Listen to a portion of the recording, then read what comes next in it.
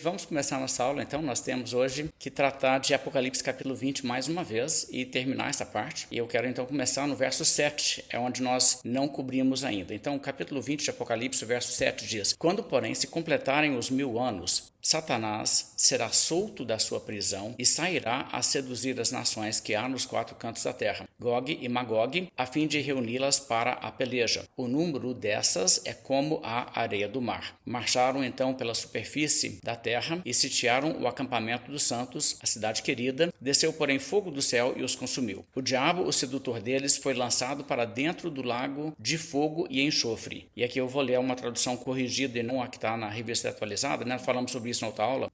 Foi lançado para dentro do lago de fogo e enxofre, assim como não só a besta, como também o falso profeta. E serão atormentados de dia e de noite pelos séculos dos séculos. Então, isso é o que acontece aqui na visão que João tem, depois dessa visão de os salvos ressuscitarem em Cristo e estarem então reinando por 1000 anos. Lembra que nós notamos isso? A primeira ressurreição livra as pessoas da segunda morte. Quem participa nela não tem parte na segunda morte. Pois então, as pessoas ali ressuscitam. Existe então 1000 anos no qual essas pessoas reinam.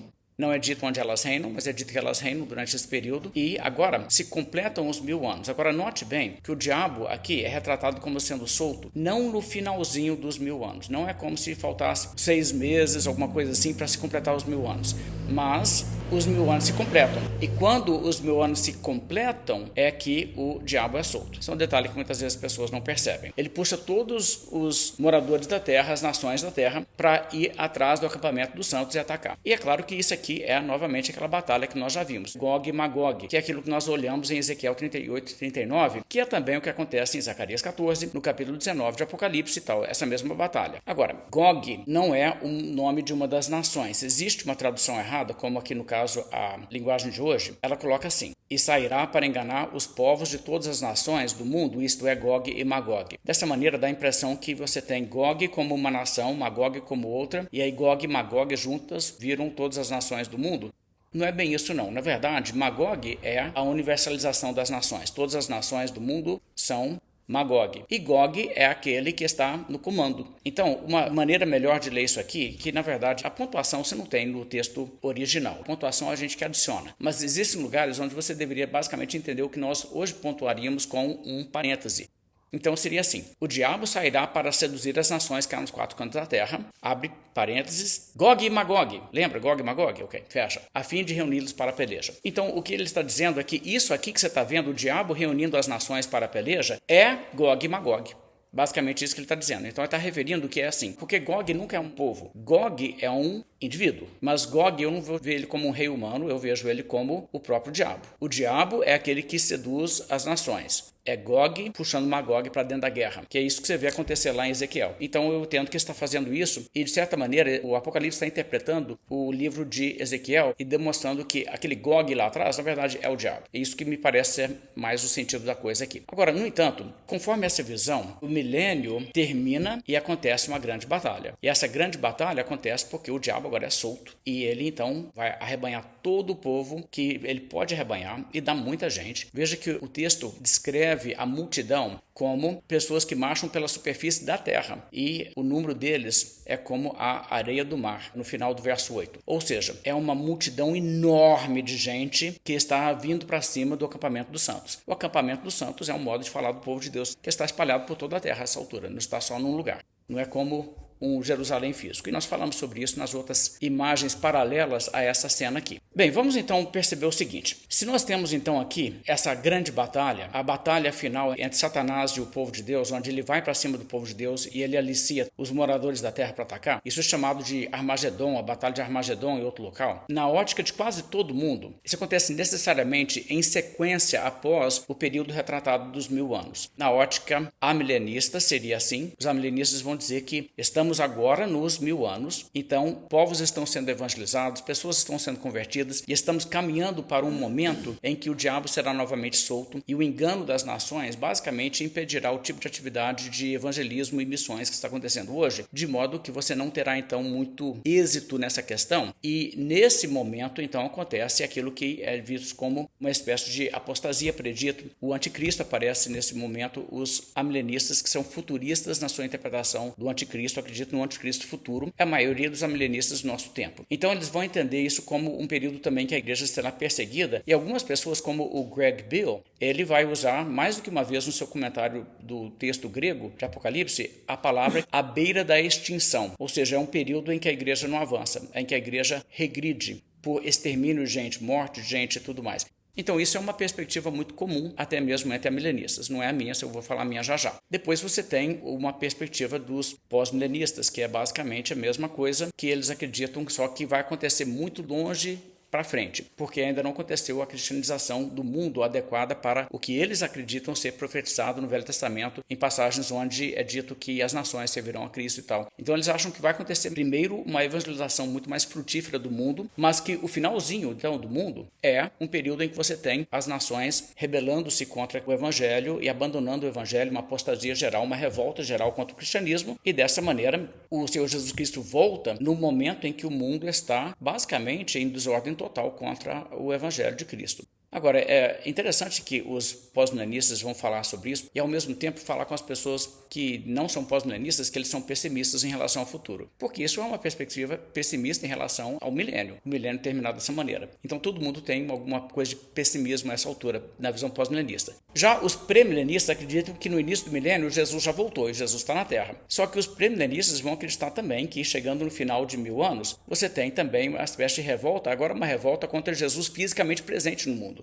Bem, o que eu gostaria de chamar a atenção é que a batalha que você tem aqui, ela não é exatamente uma batalha física, como os pré-milenistas vão insistir que seja. Os pré-milenistas sempre entendem essa batalha aqui como sendo uma batalha de armamentos mesmo, né? Pessoas fazendo esse tipo de coisa, guerra e tal. Então, é outra batalha física, militar, após a batalha de Armagedon, que eles falam que na volta de Cristo, Cristo desce e ele pega o anticristo aqui no mundo com as tropas cercando Israel para acabar com Israel lá do Oriente Médio mesmo. E então Jesus Cristo volta e tem a batalha de Armagedon e ele destrói aquelas tropas. Aí acontece que ele estabelece seu reino aqui na Terra. Aí ele fica aqui 1000 anos e depois de 1000 anos reinando aqui na Terra, os não convertidos no mundo se levantam contra Jesus, que está aqui na Terra, e contra os santos, que estão aqui na Terra também, e atacam esses. E aí, de novo, tem uma batalha militar física, porque eles cercam o acampamento dos santos, ou seja, eles cercam o local onde Jesus tem o seu trono estabelecido e desce fogo do céu sobre eles novamente. Então é um outro episódio, tipo assim, mais do mesmo, só que uma outra ocasião, com um intervalo de 1000 anos. Mas será que realmente é esse tipo de coisa? Eu gostaria de sugerir que o que você nota aqui é uma batalha de natureza espiritual. Ela é muito mais travada no campo das ideias, mas, naturalmente, se no campo das ideias o engano de Satanás opera eficazmente para levar pessoas a não crerem em Cristo, isso tende a fazer com que elas sejam também bastante hostis e até beligerantes contra a igreja, de modo que isso aqui compreende também, ou seja, abrange também a ideia de perseguição. Você tem a igreja sendo perseguida aqui. Então, essas coisas estão na perspectiva dos pré-milenistas não relacionadas ao aparecimento do anticristo predito, porque o anticristo seria antes do milênio na visão pré-milenista. Muitos pós-milenistas são preteristas em relação ao anticristo, de modo que eles também não vão acreditar que aqui tem um anticristo envolvido, mas que existe sim uma revolta assim contra a verdade no final do período de ouro que eles imaginam que ainda virá quando o mundo for cristianizado. Mas veja bem, o texto não fala que acontece aqui uma apostasia. O texto também não fala que acontece uma revolta.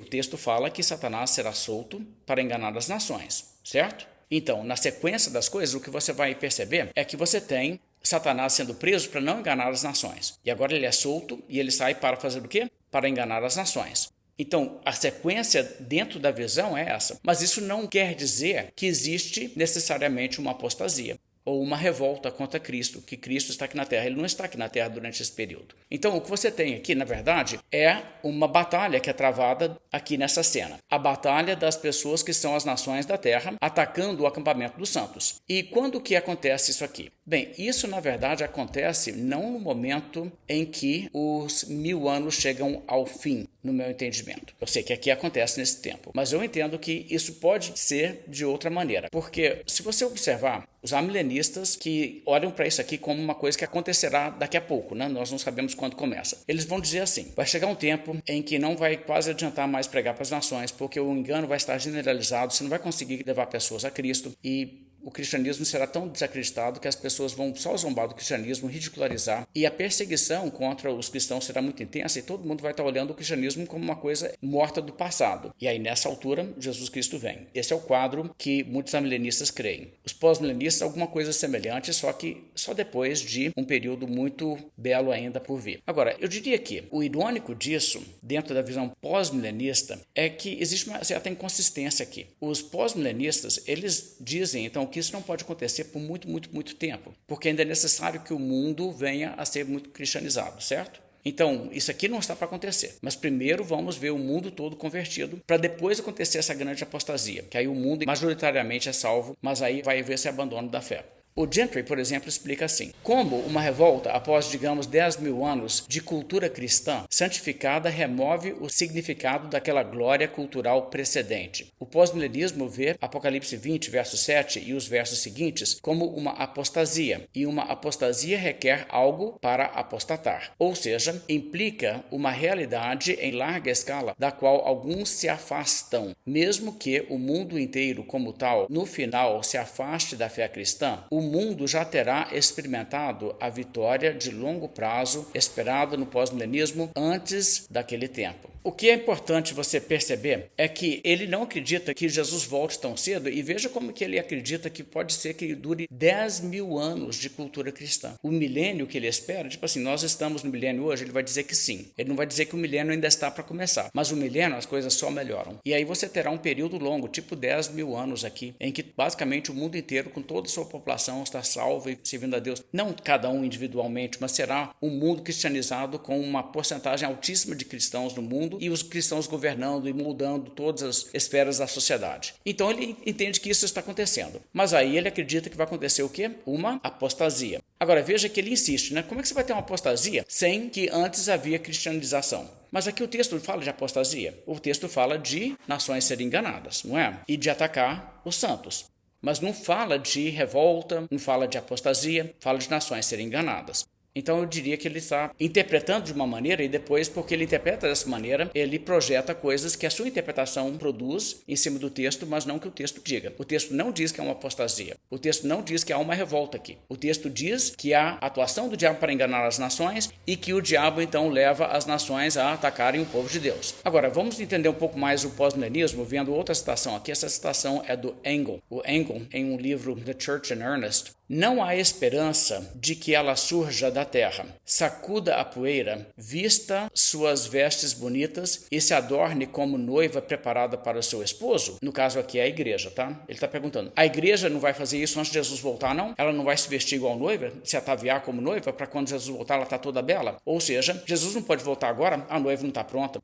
Ainda precisamos de ter igreja muito mais gloriosa, a ideia de uma cristianização das nações, uma igreja muito mais intensa do que nós temos hoje tem que acontecer. Essa é a expectativa que ele tem. Então ele diz, seria algo melancólico, tanto para ela, para a igreja, quanto para o mundo, se não houvesse tal expectativa. Seria doloroso olhar para o vale do tempo e ver as mesmas divisões, erros, mundanismo e fraqueza, sempre dentro da igreja o mesmo paganismo, maometismo, judaísmo, papismo ao seu redor. E nenhuma visão de coisas melhores, avançando para substituir essas cenas do mundo moral. Se o que temos visto ou lido é tudo o que o cristianismo fará por nossa raça, ou seja, se o que já aconteceu, se o que nós temos visto até agora é tudo o que o cristianismo fará pela raça humana, o cristianismo vai fazer mais do que isso, não? O mundo basicamente continua sendo um lugar onde a maioria das pessoas estão indo para o inferno. Nossa, que fracasso da igreja. Ok? Está percebendo o tom dele aqui? Veja só. Se o que temos visto ou lido é tudo que o cristianismo fará pela nossa raça, se o mundo nunca será convertido a Cristo, nem a igreja trazida a uma conformidade mais próxima do Novo Testamento, então a infidelidade triunfaria e afirmaria exultantemente que o Filho de Deus não destruiu as obras do diabo. Puxa. que o evangelho foi parcialmente e em grande medida um fracasso e, portanto, uma fábula. Não temos apreensão de que tal fundamento de triunfo será algum dia dado aos inimigos da nossa fé. Uma era mais brilhante está destinada a chegar. Uma era de ouro deve amanhecer sobre nós quando as previsões dos profetas e as descrições dos apóstolos serão cumpridas e a terra estará cheia do conhecimento do Senhor. Porque, claro, a eternidade, não antes da volta de Cristo, mas depois da volta de Cristo. Isso, assim, vai ter uma era em que a terra se encherá do conhecimento do Senhor, não há dúvida. Mas veja que ele então está dizendo, e eu quero chamar a atenção a algumas frases, ele diz, será em grande medida um fracasso. Até uma fábula, ele diz, o que o evangelho fez. O evangelho vai fazer nada mais do que isso aqui, não? Então, na cabeça desse homem aqui, desse escritor pós-milenista, se Jesus voltar hoje à noite e nunca aconteceu tudo isso que é a expectativa pós-milenista que ele tem, então o evangelho fracassou. A infidelidade triunfou. Agora, isso aqui para mim é muito triste, sabe? Porque você não pode avaliar o reinado celeste de Cristo no céu hoje, convertendo pelo evangelho todos aqueles que são escritos no livro da vida como um fracasso. Isso é um sucesso. Mas o problema é que eles estão fazendo com que a medida do sucesso do evangelho seja a sua aceitação pelo mundo. É como se o mundo é que tem que validar o evangelho. Se o evangelho não fizer sucesso perante a população do mundo em grande escala, então o evangelho falhou, porque ele não teve muita validação, né? É a humanidade que tem que validar o evangelho para ele ser bom. Eu acho esse é o problema assim, que eu vejo nessas linguagens. Eu estou trazendo essa citação porque você nota isso quando você lê material pós-milenista. Você nota que eles estão sempre recorrendo aos padrões deste mundo para avaliar se a missão de Cristo é um sucesso ou não. Gente, a missão de Cristo é um sucesso quando o evangelho chega numa cidade e alguns poucos são convertidos e muitos não. A missão de Cristo é essa. E existe uma razão em tudo isso. Então, o pensamento pós-milenista, ele é muito semelhante ao pensamento do Islã escatológico. O Islã tem aquela ideia de que eles são a lua crescente, que eles vão crescer e tomar a terra toda. E toda a terra vai, antes do dia do juízo final, ser muçulmana. E isso aí é parte do que é profetizado. Então, eles entraram muito nesse raciocínio. Não sei se eles pegaram isso dos muçulmanos. Talvez até pegaram, porque a igreja, de vez em quando, esbarra com outras religiões por aí e acaba observando alguma mentalidade deles e trazendo isso para dentro. Mas assim, independentemente se isso foi um reflexo de convivência com o pensamento muçulmano, o islamismo entende isso. Ele entende que o que certamente demonstra a validação do islamismo é o quê? Que ele se tornará mundial e o mundo inteiro acreditará no Islã. E eles acham que estão indo nessa direção. E então isso é que prova, isso que faz com que ele seja então realmente um sucesso. Gente, o evangelho depende nada disso aí. O mundo pode, na sua maior parte, desprezar a Cristo até o dia do juízo. E, mesmo assim, todo joelho se dobrará perante ele no dia do juízo. E toda língua confessará que Jesus é Senhor. Não precisa acontecer isso antes, nessa medida toda, não. Ok, mas então agora deixa eu mudar de rumo aqui. É realmente, então, predito aqui, nessa passagem, que as coisas irão piorar em algum momento? Porque basicamente está todo mundo falando isso, né? O pré-milenista, Jesus vai voltar, aí vai ser muito bom por muito tempo, mas depois vai piorar. O pós-milenista vai melhorar muito ainda, mas depois vai piorar. E os amilenistas não vai necessariamente melhorar não, mas piorar vai. Okay? Então, todo mundo está achando que vai piorar. Ok, eu gostaria de sugerir uma outra possibilidade. Eu entendo que não é necessário ir nessa direção, embora eu não vou dizer que não possa ser isso, porque poder pode. Eu não estou dizendo que é impossível interpretar dessa maneira como os meus colegas amilenistas. Não, os pós-milenistas e os pré-milenistas, a versão deles não me convence não. Mas, se você pegar os amilenistas em geral, pessoas que eu respeito demais, eles vão falar uma versão que eu não vou dizer que está errada, mas eu gostaria de oferecer uma alternativa. Na minha perspectiva aqui, o tempo do reinado dos santos, os 1000 anos, estamos nele agora, e a batalha final do período em que o diabo é solto está acontecendo também agora, simultaneamente, estamos também nesse período.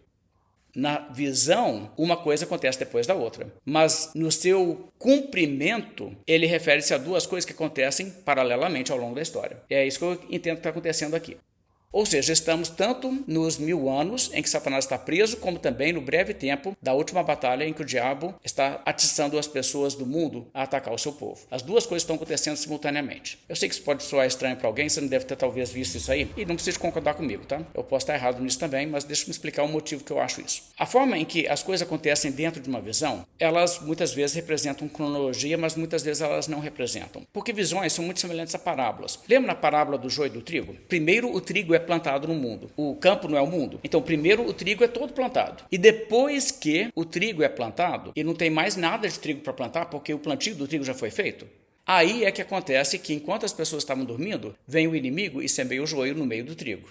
Ok, então, na parábola, o surgimento de todas as pessoas de Deus no mundo acontece antes do surgimento de qualquer pessoa ímpia. E quando pessoas ímpias começam a surgir no mundo, não tem mais nenhuma pessoa de Deus que aparece, que todos já estavam lá. É assim que acontece no cumprimento dessa parábola? Não, entendeu? Mas na parábola acontece assim. Mas é só porque assim, contando como história, ilustra bem dentro da história. Mas não é assim que você vai interpretar. E ninguém interpreta assim. Tanto é que ninguém interpreta. Agora, as visões do Apocalipse são também assim. Se você pegar os 4 cavaleiros do Apocalipse, por exemplo, eles vêm um de cada vez, não é?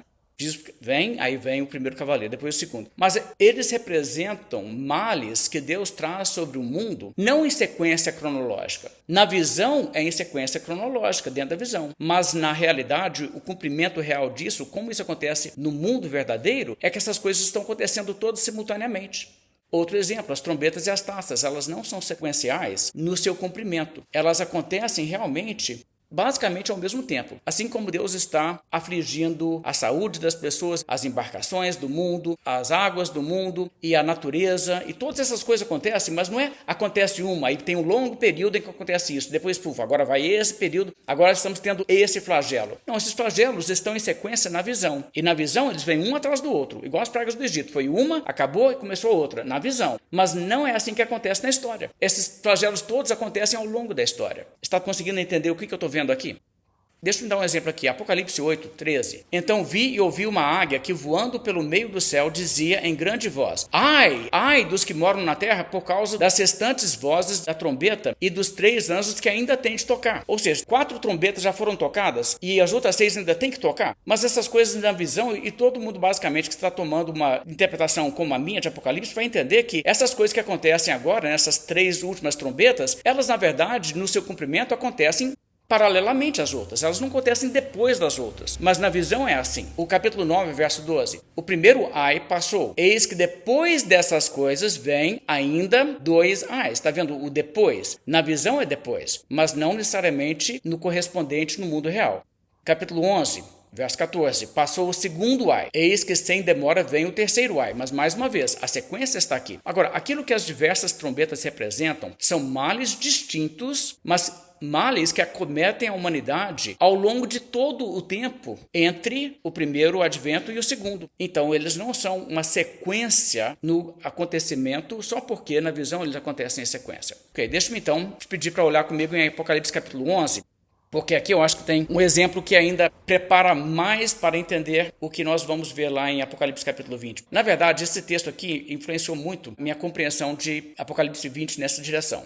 Veja só, Apocalipse 11, verso 3. Darei as minhas 2 testemunhas que profetizem por 1260 dias, vestidas de pano de saco. São estas as 2 oliveiras e os 2 candeeiros que se acham em pé diante do Senhor da terra. Se alguém pretende causar-lhes dano, sai fogo da sua boca e devora os inimigos. Sim, se alguém pretender causar-lhes dano, certamente deve morrer. Elas têm autoridade para fechar o céu, para que não chova durante os dias em que profetizarem. Tem autoridade também sobre as águas para convertê-las em sangue, bem como para ferir a terra com toda a sorte de flagelos tantas vezes quanto quiserem. Vamos parar aí. E aqui então você tem um período de 1260 dias, ou seja, 3 anos e meio. E durante todo esse período você tem 2 testemunhas. E durante todo esse período ninguém consegue fazer nada com elas. Essas 2 testemunhas são protegidas, não são? Elas estão aqui. Se alguém quer fazer dano, a pessoa que tenta matar elas é que morre. Alguém chega lá para fazer alguma coisa com elas e sai fogo das suas bocas, consome e devora os inimigos. Então, elas têm autoridade durante esse período todo para fazer com que não chova, para fazer com que as águas se convertam em sangue, ou seja, trazer pragas, assim como Moisés fazia. Então, esse período todo está acontecendo isso, ninguém consegue mexer com essas 2 testemunhas. Agora, o que são essas 2 testemunhas? Eu não vou labutar isso aqui não, mas essas 2 testemunhas são um símbolo da igreja do mundo. A igreja é retratada assim como 2 testemunhas. Então, como a igreja está dando testemunho, e não é uma testemunha, 2, por causa da validação pela segunda testemunha do mesmo fato, a igreja está dando então um testemunho convincente para o mundo, e aqui o mundo quer acabar com a igreja, mas todo mundo que se levanta contra a igreja para atacar a igreja vai se esborrachar contra a parede e vai se dar mal tentando fazer isso. Porque a igreja, Deus não deixa ela ser apagada durante todo esse período. Ela tem uma missão para cumprir, ninguém vai conseguir mexer com ela e destruí-la. É assim retratado a missão da igreja durante todo o período até a segunda vinda de Cristo. Verso 7. Quando tiverem então concluído o testemunho que devem dar, a besta que surge do abismo pelejará contra elas e as vencerá e matará. E o seu cadáver ficará estendido na praça da grande cidade, que espiritualmente se chama Sodoma e Egito, onde também o seu Senhor foi crucificado, ou seja, fica na praça de Jerusalém, lá os corpos dessas duas testemunhas. Então, elas agora são mortas ali. E observe só, o período da morte, da derrota delas e da humilhação delas, ele é longo igual ao período do ministério delas? Não. Verso 9 diz: Então muitos dentre os povos, tribos, línguas e nações contemplaram os cadáveres das duas testemunhas por 3 dias e meio. Lembra que elas trabalharam por 3 anos e meio, não é? Então, 3 anos e meio, ninguém conseguiu derrotá-las. 3 dias e meio, elas sofrem derrota e humilhação. Está vendo o contraste de um período longo com um período curto? Eu vou falar um pouco mais sobre isso já, mas observe esse detalhe. Verso 10. Os que habitam sobre a terra, ou seja, os ímpios, se alegram por causa deles, realizarão festas e enviarão presentes uns aos outros, porquanto esses 2 profetas atormentaram os que moram sobre a terra. Mas, depois dos 3 dias e meio, um espírito de vida, vindo da parte de Deus, penetrou neles, e eles se ergueram sobre os pés, e àqueles que os viram sobreveio grande medo. E as 2 testemunhas ouviram grande voz vinda do céu, dizendo-lhes: Subi para aqui, e subiram ao céu numa nuvem, e os seus inimigos as contemplaram. Naquela hora houve grande terremoto, e ruiu a 10ª parte da cidade, e morreram nesse terremoto 7.000 pessoas, ao passo que as outras ficaram sobremodo aterrorizadas e deram glória ao Deus do céu. O que toda essa figura aqui, essa visão, representa sobre a igreja? A igreja, como 2 testemunhas junto, testificando para o mundo da verdade do evangelho, e ninguém consegue matá-las durante todo o período que Deus tem para elas testemunhar. Mas quando terminar aquele período que Deus designou, o período para vocês trabalharem é exatamente esse. Terminou aquilo ali, completou a missão? Aí sim, nesse momento em que já não existe mais um trabalho a ser feito, porque elas completaram a carreira, aí sim o que acontece? O diabo as mata. E existe então uma sensação de triunfo do diabo, mas é curto em duração comparado com o período em que eles ministraram, porque 3 anos e meio foi o ministério, 3 dias e meio é o período de aparente vitória contra elas. E aí como acontece o final? Elas ressuscitam fisicamente e são arrebatadas ao céu. E todo mundo vê. Isso não vai acontecer com a igreja quando Jesus voltar. Olha como está sendo retratada a coisa aqui. É como se a igreja neste mundo vai continuar trabalhando, o diabo vai fazer tudo para tentar esmagá-la, não vai conseguir. Apesar de que, quando ela termina, cada cristão termina o seu trabalho aqui na terra, ele pode sim ser derrotado e morto. Mas vai ser muito pouco, porque esse mesmo que ele mata vai ressuscitar no arrebatamento, vai encontrar com o Senhor nos ares e vai estar ali com Cristo como juiz, trazendo então o juízo contra o mundo. Então toda essa ideia de que eles tiveram triunfo contra eles vai ser muito ilusório, não vai dar em nada. Então a maneira em que isso aqui está retratando a verdade espiritual da missão da igreja, a oposição do diabo, as 2 testemunhas aqui vão exercer o seu ministério de testemunho ao longo de todo o período. Mas também é verdade que a besta vai se levantar contra elas e está matando gente da igreja durante todo o período da história da igreja. Não é depois, na visão é depois, mas na realidade a besta já matou inúmeros cristãos. Ao mesmo tempo, não aconteceu de terminar os 3 anos e meio de testemunho das 2 testemunhas. Está vendo que eu estou falando do paralelo que corre aqui? Então, o Apocalipse é cheio desse tipo de coisa, é cheio de contrastes desse tipo aqui. Uma coisa que eu gostaria então que vocês notassem, olhe lá em Apocalipse no capítulo 20, novamente, o texto está aí na folha, eu quero que vocês observem como que é dito, quando Satanás é solto, que ele sai para enganar as nações, ele engana as nações que há nos 4 cantos da terra. Isso é no verso 8. Então, Satanás é impedido de enganar as nações, mas as nações que há nos 4 cantos da terra ele engana. Ou seja, o que eu estou querendo dizer com isso? Aqui é um conto de 2 cidades. É a cidade celeste, a Jerusalém do alto, e a cidade da terra, a Babilônia. É a noiva e a meretriz. E o que você tem acontecendo aqui nessa visão é da seguinte forma. O diabo não consegue enganar as nações. Por quê? Está acontecendo a salvação das nações através da pregação do evangelho. Só que ao mesmo tempo, o diabo está assim enganando as nações que há nos 4 cantos da terra. Agora, o Apocalipse consistentemente usa essa linguagem de que aquilo que é da terra é o que não é celestial. Nós somos um povo celestial mesmo enquanto estamos na terra. Agora, nós então não estamos na terra. Existe um sentido em que nós estamos no céu, mesmo aqui na terra. Mas os habitantes da terra, todos os habitantes da terra são ímpios. Então nós estamos aqui na terra, mas só que nós não somos daqui. É uma visão interessante que o Apocalipse traz. Eu quero mostrar isso. Veja só, toda vez que você fala sobre terra e os habitantes da terra, são os ímpios neste mundo e nenhum crente está neles. Apocalipse 3:10. Porque guardaste a palavra da minha perseverança, também eu te guardarei da hora de provação que há de vir sobre o mundo inteiro, para experimentar os que habitam sobre a terra. Está vendo? Está vindo os juízos de Deus para trazer esses juízos contra os ímpios, certo? Só que Essa igreja, porque foi fiel, essa ira de Deus que cairá sobre os ímpios não será uma coisa que atingirá a eles. Agora, tem gente que joga isso como uma coisa futurista, né? Os sensacionalistas sempre falam, aí, tá vendo? A tribulação predita que vai vir sobre os habitantes da Terra. Deixa eu te contar uma coisa, se foi isso que quer dizer essa hora de provação aqui, uma coisa que nem aconteceu até hoje, então tá de boa Deus falar com essa igreja aqui que eles serão guardados da hora de provação que vai vir sobre toda a Terra, porque eles não estão aqui mais mesmo não. E nem as outras igrejas todas. E nem os ímpios daquela época. Entende como que eu quero dizer? Isso aqui não pode ser uma coisa futurista.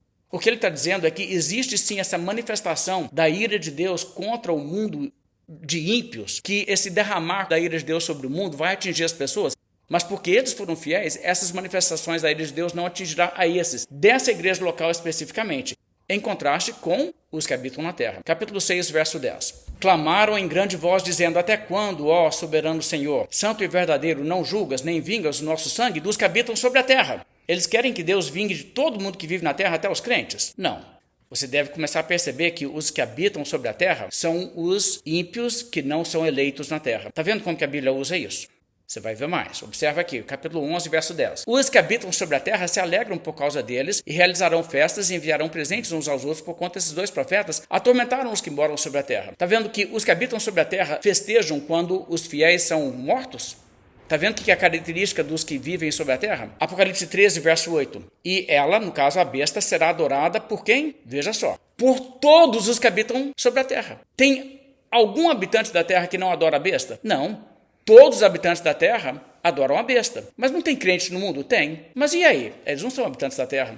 É esse o modo que o livro está tratando desse assunto. Ele explica. Todos os habitantes da terra, aqueles que, desde a fundação do mundo, não tiveram seus nomes escritos no livro da vida do Cordeiro que foi morto. Está aí uma definição dos habitantes da terra. Quem são os habitantes da terra? Os não eleitos.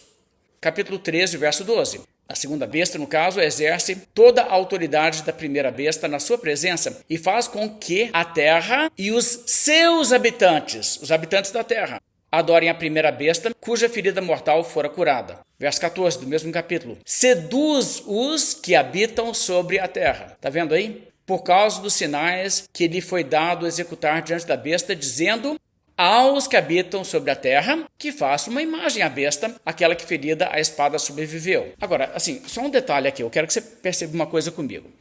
No capítulo 12, você tem então o diabo saindo para perseguir a mulher que deu à luz a criança e ela vai para o deserto onde ela é protegida para não poder ser destruída. Lembra disso? E aí o que ele faz? Então ele fica na beira do mar e ele conjura uma besta que sai do mar e ele então joga essa besta para cima do povo. Isso acontece quando? Isso já está acontecendo nesse período aqui. Então olha só, Satanás está nessa altura usando poderes políticos para atacar o povo de Deus. Ele está nessa altura incitando as nações contra a igreja. A cena lá do final de Apocalipse capítulo 20, de Satanás trazer as nações para sitiar o acampamento dos santos, não é uma coisa que acontece somente após os 1000 anos. O período aqui, e os amilenistas que concordam comigo na visão de Apocalipse em geral, vão concordar que essa cena aqui da besta, isso acontece durante os 1000 anos. E não depois. Essas coisas são paralelas, elas não são sequenciais. Capítulo 17, verso 2. Com quem se prostituíram os reis da terra, e com o vinho da sua devassidão, foi que se embebedaram os que habitam na terra. Então você nota toda hora isso. Você tem aqui no mundo os que habitam na terra. Mas você tem aqui no mundo os que estão aqui, mas não são daqui. Nós estamos no mundo, mas não somos do mundo. E nós somos de onde então? Bem, tem muitos lugares que eu poderia referir, mas não vou alongar não. Olha só o capítulo 13, verso 6. E abriu a boca em blasfêmias contra Deus para lhe difamar o nome e difamar o tabernáculo, a saber, os que habitam no céu. Percebeu então que existem os que habitam na terra e os da terra que não habitam na terra, mas que estão em Cristo, sentados juntamente com Cristo nos lugares celestiais nos céus. Voltando aqui então para o Apocalipse capítulo 20, o que eu vejo que está acontecendo aqui é assim. A primeira ressurreição, ela acontece no tempo e no espaço, propriamente na ressurreição de Cristo. Porque a ressurreição de Cristo é a nossa ressurreição. Nós morremos em Cristo e fomos ressuscitados em Cristo. Só que na nossa experiência individual acontece no dia em que Deus nos regenera e nos chama pelo Evangelho. Então, a participação daquilo que aconteceu na cruz e no dia de ressurreição do domingo, a nossa participação com aquilo não acontece senão no dia em que o Evangelho impacta a nossa vida pelo poder do Espírito Santo e nós somos atraídos irresistivelmente a Cristo. E aí é que nós entramos na primeira ressurreição, mas a nossa primeira ressurreição aconteceu na ressurreição de Cristo, porque a ressurreição de Cristo é a primeira ressurreição e nós nos identificamos com ela quando somos regenerados e salvos. Então, é nesse sentido, o que vai acontecer é que ao longo dos 1000 anos,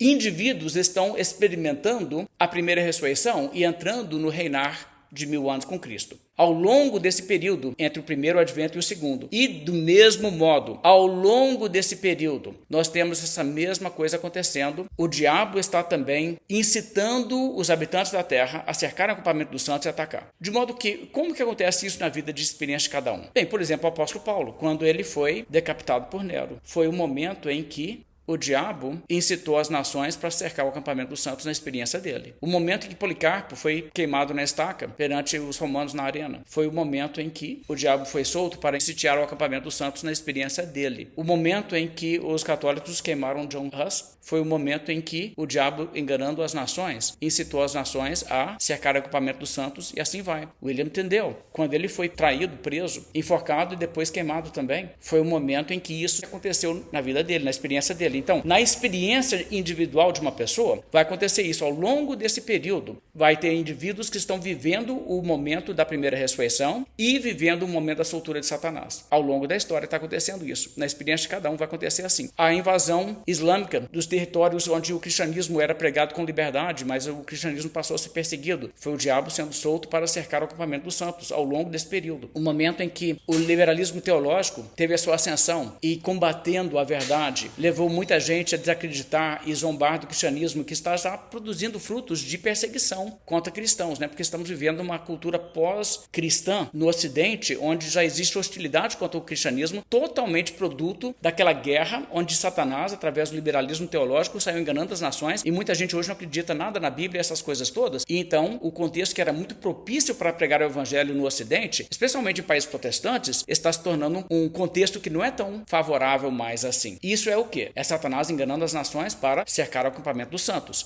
O que está acontecendo hoje em países como a Coreia do Norte, a China e Cuba, onde existe perseguição pelos comunistas, ou até mesmo na Nigéria. Se vocês não viram essa semana, mataram centenas de cristãos na Nigéria. Isso aí é o quê? É Satanás enganando os que habitam sobre a terra para que eles ataquem a igreja e cercam o acampamento dos santos. Isso está acontecendo agora. E, ao mesmo tempo, Satanás está amarrado para não poder enganar as nações e aqueles que têm seus nomes escritos desde a fundação do mundo no livro da vida do Cordeiro, aqueles que não são os que habitam na terra, esses outros estão constantemente sendo chamados. E essas duas coisas, então, concorrem assim de forma simultânea. As nações não são enganadas, mesmo enquanto as nações nos 4 cantos da terra são enganadas e são incitadas a sitiar a cidade santa. Uma coisa, então, que eu acho que é bem importante observar que o texto está querendo nos mostrar é que você deve pensar na realidade da sua experiência dessas duas verdades assim. A sua experiência cristã será uma experiência em que você vai reinar com Cristo 1000 anos e você será cercado pelo diabo por pouco tempo.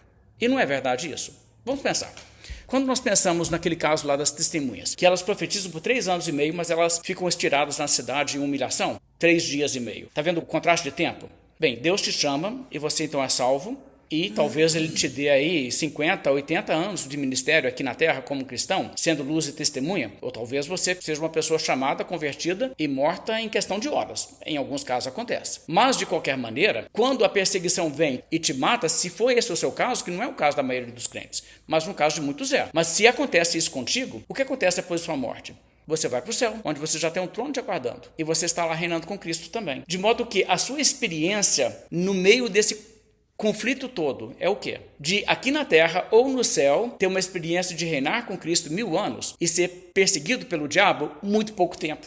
Então é isso que essa visão traz. Independentemente do que você vai viver como cristão, pouco tempo aqui ou muito tempo aqui, de qualquer jeito você vai viver muito tempo lá, de modo que não faz diferença. O reinar com Cristo é muito mais duradouro do que o tempo em que você sofre. Então veja como que isso é uma narrativa bíblica e condiz com isso aqui que eu estou dizendo. Pedro diz, por exemplo, em 1 Pedro 5, verso 10, ora, o Deus de toda a graça, que em Cristo vos chamou à sua eterna glória, depois de ter sofrido por um pouco, ele mesmo vos há de aperfeiçoar, firmar, fortificar, fundamentar. Veja a palavra, gente, o sofrimento nós vamos ter sim. Mas é pouco tempo, a gente aguenta isso aí. Então, a Bíblia está constantemente fazendo isso. Eu acho interessante o hino de Martinho Lutero. Tem uma linha dele que não é muito fácil de traduzir, mas basicamente ele diz que a ira do diabo, a gente consegue suportar ela porque dura pouco. É basicamente o Martinho Lutero zoando o diabo, falando assim, diabo, a alegria de pobre dura pouco.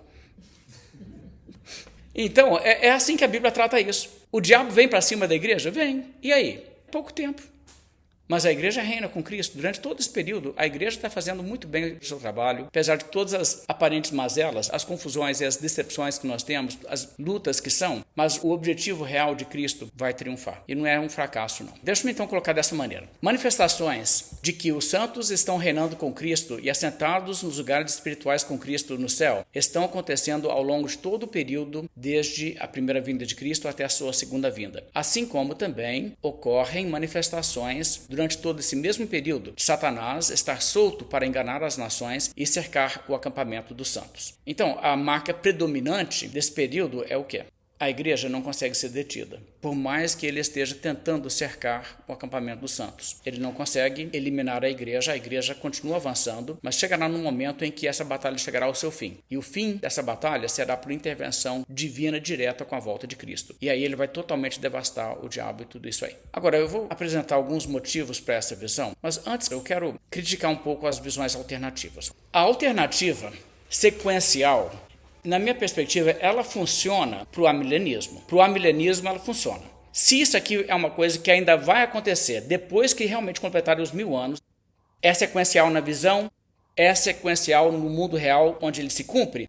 Ok, se for assim, então eu diria o seguinte, aí você vai ter que ser amilenista. A igreja vai continuar avançando até um determinado momento, mas vai acontecer uma tribulação final aí e acontece realmente uma intensificação de perseguição contra a igreja e fica praticamente impossível pregar o evangelho. E quando parece que o diabo vai dar um jeito no mundo, que ninguém vai conseguir mais ganhar pessoas para Cristo, Jesus volta e diz assim, já deu. Acabou. E assim acaba. Isso aí dá certo. Agora, o problema que eu vejo com o premilenismo nisso, o premilenismo nos obriga a concluir que o tempo entre a primeira ressurreição e a segunda é 1000 anos. E eles são bem literais nisso, que eles querem que seja 1000 anos. Só que vocês notaram no texto que é ao se completar os 1000 anos.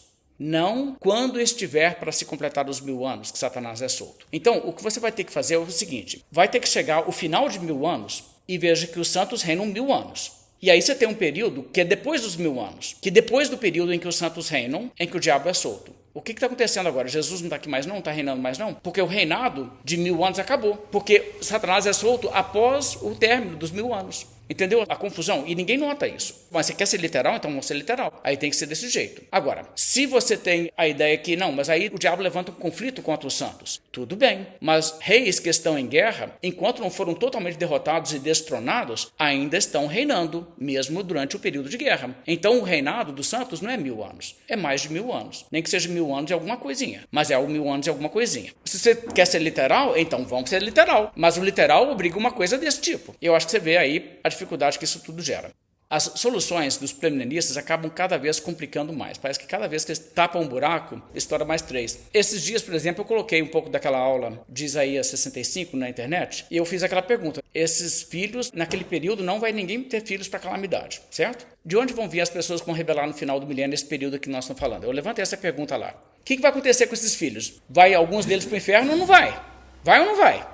Se vai para o inferno, então é filho para calamidade, com certeza. Então, o período lá de Isaías 65 não pode ser correspondente ao milênio. Agora, se nenhuma delas vai para o inferno, e no milênio, toda criança que nasce no milênio, como eles acham que vai nascer crianças no milênio pré-milenista, e todas elas vão ser convertidas, nenhuma delas vai perecer, quem que revolta no final do milênio? Não tem ninguém para revoltar. Não sobra ninguém. Você sabe como que as pessoas entraram respondendo? Vai ser assim. Vai ter a primeira etapa, pré-tribulacionismo, né? E ele vai arrebatar a igreja. Ali vai acontecer aquele negócio que nós, os vivos, os que aguardamos, seremos transformados. Porque os mortos ressuscitarão incorruptíveis e nós seremos transformados. Aí seremos arrebatados assim. De modo que, depois da tribulação de 7 anos, Jesus volta, aí ele volta mas ele não dá corpos glorificados para os salvos que estão ali naquele momento. Então, olha que beleza. Na tribulação, o povo que converte e sobrevive, eles entram no milênio, mas eles têm que entrar no milênio com corpo mortal. Eles não ganham corpo glorificado, não. Mas Jesus volta e ele mata os ímpios. Aí ele mata os ímpios todos. Mas esse povo que era salvo, eles vão ver os santos glorificados, todos descer do céu, com corpos glorificados, e eles vão ficar olhando aqui, eles vão poder falar assim,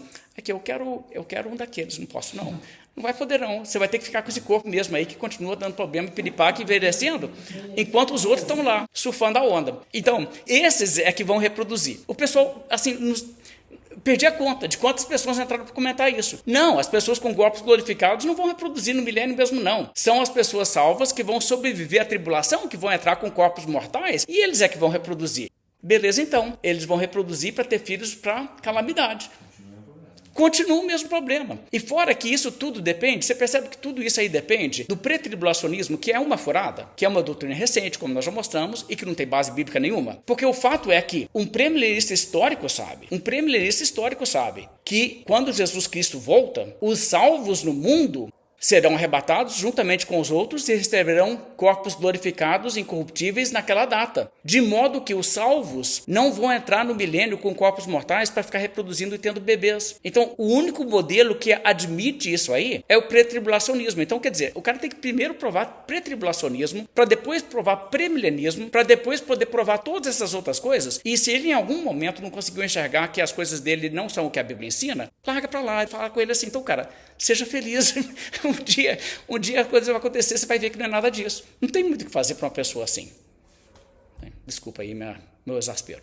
Tá, mas então, isso que eu diria para os pré-milenistas. Agora, deixa-me falar para os pós-milenistas um pouquinho. O que eu diria, então, para o pós-milenista é que existe aqui uma certa inconsistência na perspectiva dele, porque o pós-milenista, ele quer pegar aquelas passagens lá do Velho Testamento, onde se torna uma grande montanha que enche toda a terra. E ele quer pegar a parábola do fermento e a parábola do grão de mostarda, para dizer que há uma progressão, que a igreja só cresce, só cresce, só cresce. O amilenista chega e diz, sim, porque veja só, dia após dia, Deus está convertendo pessoas, salvando pessoas, e pessoas estão entrando para o número das pessoas redimidas que já foram perdoadas e justificadas e compõem o povo de Deus. Então esse é um movimento que só cresce. Ele nunca tem perda, ninguém cai fora, ninguém é perdido da mão de Cristo. Então mesmo que haja momentos em que o mundo possa aumentar na incredulidade e poucos estão sendo convertidos em comparação a outros períodos, porque há períodos na história em que muita gente entrou num curto período do que às vezes aconteceu durante algumas gerações depois. Isso acontece. Mas a verdade é que ano após ano nunca há regresso na igreja, certo?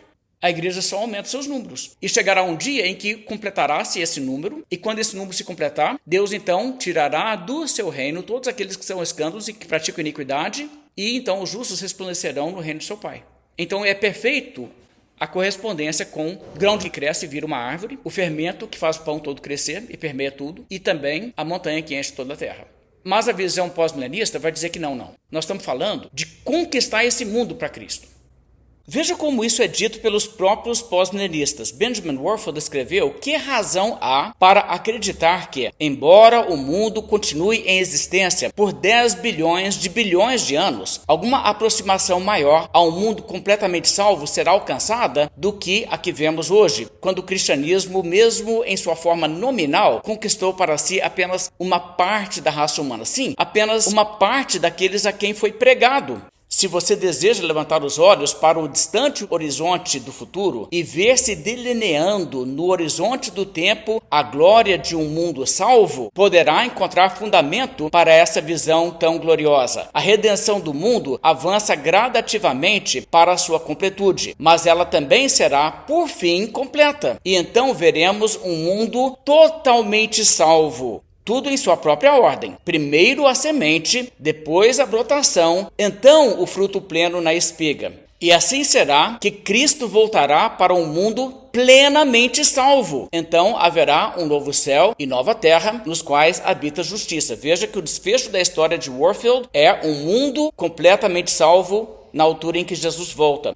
Greg Bahnsen trata esses textos da mesma maneira. Não há dúvida sobre isso. O reino de Deus chega e o Império Romano, que é o último desses reinos, é esmagado em pó por ele e dispersado pelos ventos da história. Enquanto essa pedra crescerá e crescerá e crescerá, chegando a englobar toda a terra. É isso que o Antigo Testamento nos leva a esperar. Não haverá fim para o aumento do seu governo. Veja que o crescimento nunca se interrompe. Então ele prossegue. Ezequiel 47 diz que haverá um rio fluindo dos santos que prosseguirá, sempre se aprofundando cada vez mais, ou como Jesus nos conta nas parábolas do reino em Mateus 13, 31 e 32, seu reino é como uma semente de mostarda, a princípio muito pequena, mas vai crescendo até se tornar uma das maiores árvores, como o fermento, que embora minúsculo no início, afeta toda a massa ao assar. O reino do nosso Senhor e Salvador Jesus Cristo irá só crescer e crescer e crescer, ficando cada vez maior e maior e maior. Irá permear toda a esfera da vida e em todo o mundo, e todas as nações serão incorporadas nele. Que tipo de sucesso devemos esperar ver em termos desse reino crescente, no qual Jesus fará de cada inimigo o estrado de seus pés antes do seu retorno, quando nos ressuscitará dos mortos e trará o fim da história? Veja que ele interpreta errado esse texto, coisa que nós já explicamos na outra aula, mas ele prossegue e diz: Jesus não veio ao mundo apenas para salvar nossas almas para toda a eternidade. Louvado seja Deus, ele fez isso, e isso é o começo de tudo, sem dúvida. Mas Jesus também quer derrotar Satanás e os efeitos do pecado em todas as áreas da vida. Jesus vai reverter a maldição na política, na sexualidade,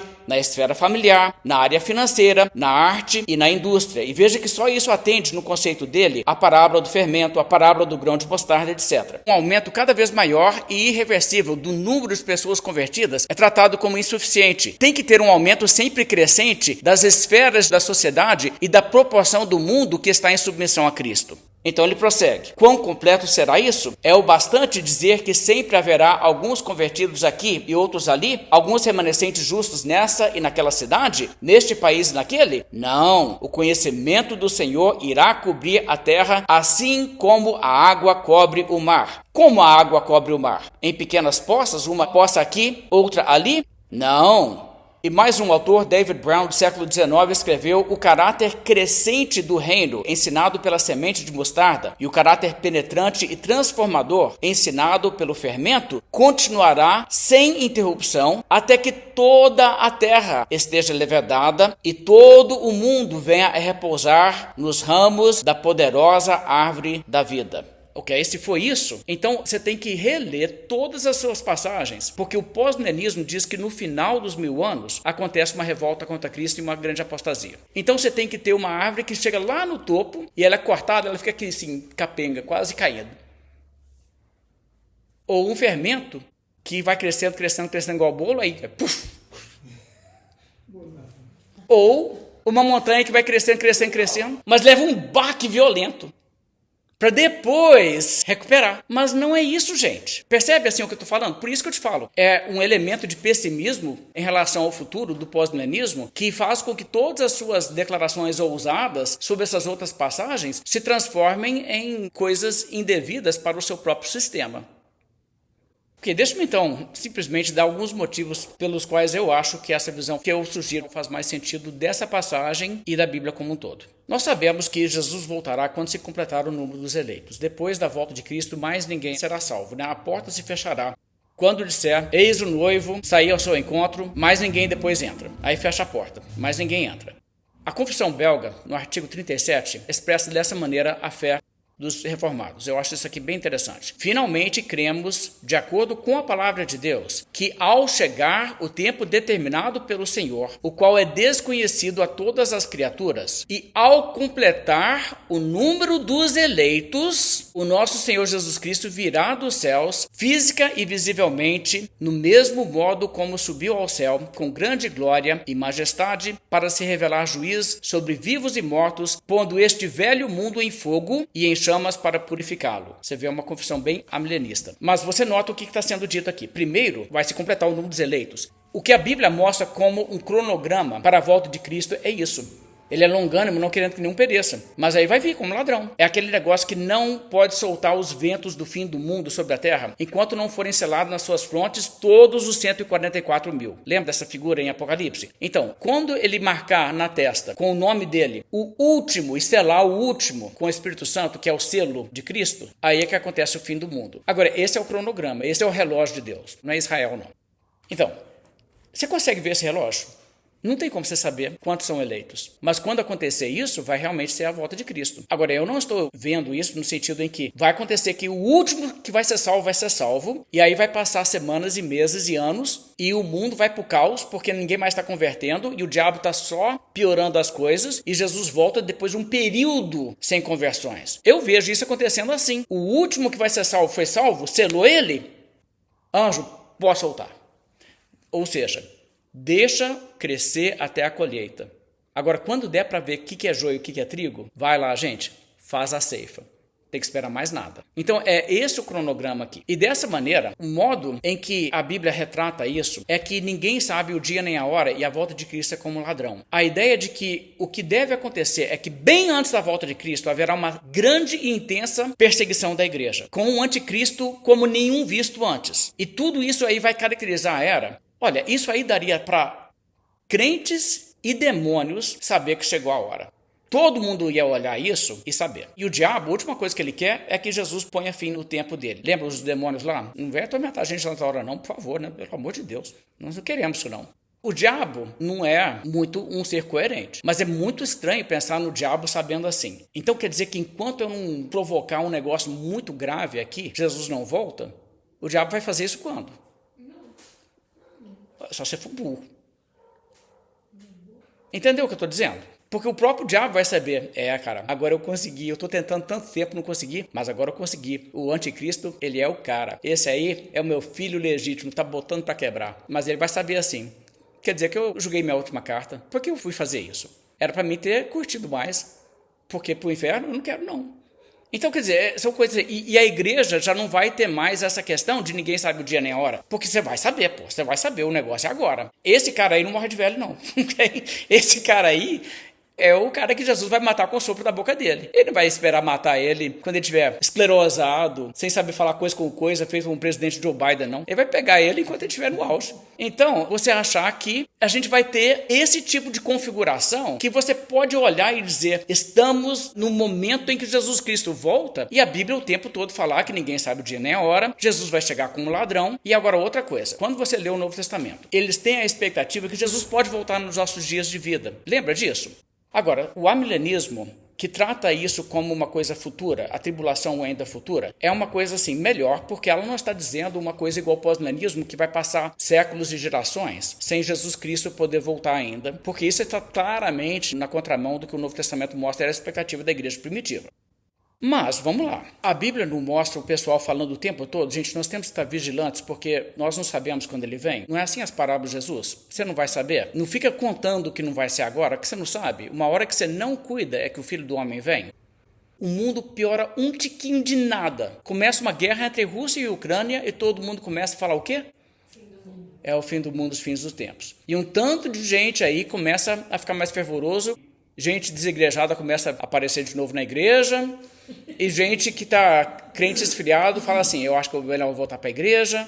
Agora, você acha que numa conjuntura dessas assim, não aconteceria exatamente isso? E como harmonizar isso com a figura que a Bíblia diz? Vigiai, porque a hora em que não cuidais, o Filho do Homem vem. Qualquer pessoa que conhece da Bíblia, se é isso que a Bíblia está dizendo, vai poder dizer, Jesus vai voltar agora não. No máximo, aí vai ter que o anticristo pegar e fazer alguma coisa. Ele não vai reinar uma semana. Então eu tenho tempo. Ou seja, agora é a hora em que as pessoas que pensariam assim não estariam vigiando. A Bíblia está sempre colocando dessa maneira. Ok, então, mais uma coisa. A batalha que nós já vimos aqui é a batalha das outras passagens, que é a batalha que ocorre ao longo do tempo em que a igreja está neste mundo depois que Cristo vem e realiza a redenção. E eu já mostrei isso em Ezequiel, mostrei isso em Zacarias, mostrei isso também já em Apocalipse, eu não vou voltar nessa questão. Mesmo os meus colegas amilenistas que veem que ainda vem uma tribulação, e essa tribulação é a tribulação do anticristo que eles entendem de uma forma futurista. Eu quero só perguntar uma coisa. Nesse período de tribulação, vai ter gente convertendo? Porque se vai ter gente convertendo, não é isso que caracteriza o diabo estar amarrado? Então, se Deus vai salvar pessoas durante a tribulação, e eles acreditam que vai, até o momento em que Jesus Cristo volta no céu, pode alguém converter. Não vai dizer assim, não, quando a tribulação começar e o anticristo estiver por aí, não vai ter mais ninguém convertendo, não, aí já não deu, a porta da graça fechou. Ninguém fala isso. Ou seja, eles estão também dizendo que durante o período que o diabo está solto, ele está preso. Eu estou dizendo que no período em que ele está preso, ele está solto. Entendeu? Então, por que eles vão criticar a minha perspectiva? Deu nó na cabeça, eu sei. Mas como que eles vão criticar a minha perspectiva e dizer que o diabo não pode estar solto enquanto ele está preso? Porque eles estão dizendo que ele está preso enquanto ele está solto. Entendeu o que eu falei? Deixa eu explicar isso melhor. Na visão deles, nesse momento, o diabo não está solto. Certo? Na minha visão, ele está. Tanto é que ele está fazendo muita zoarra no mundo. Eu acho que isso também anula totalmente a crítica dos premianistas que dizem o diabo está preso, está preso. Ele está preso num sentido e solto no outro. É a mesma coisa, está tudo aqui. Mas o premianista gosta de falar assim, o diabo solto. Até parece que o diabo está solto. Então ele está numa corrente bem longa. Né? O pessoal gosta de fazer umas coisas dessas. Tá? É tipo assim, um preso no sentido que ele não pode fazer o que Deus não manda. Exatamente. Ele não pode impedir o evangelho de chegar às nações. Mas ele consegue se enganar as nações dos habitantes da terra.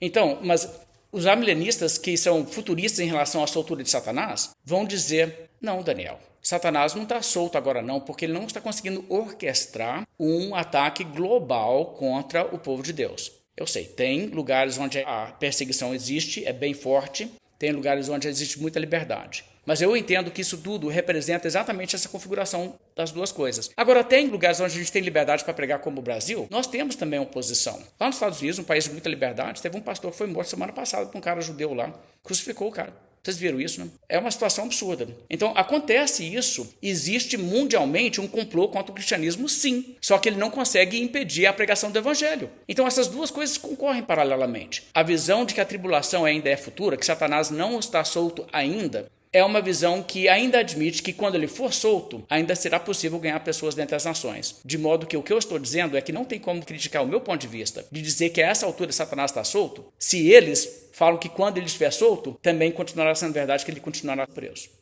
Deu para entender o que eu falei agora? Ok.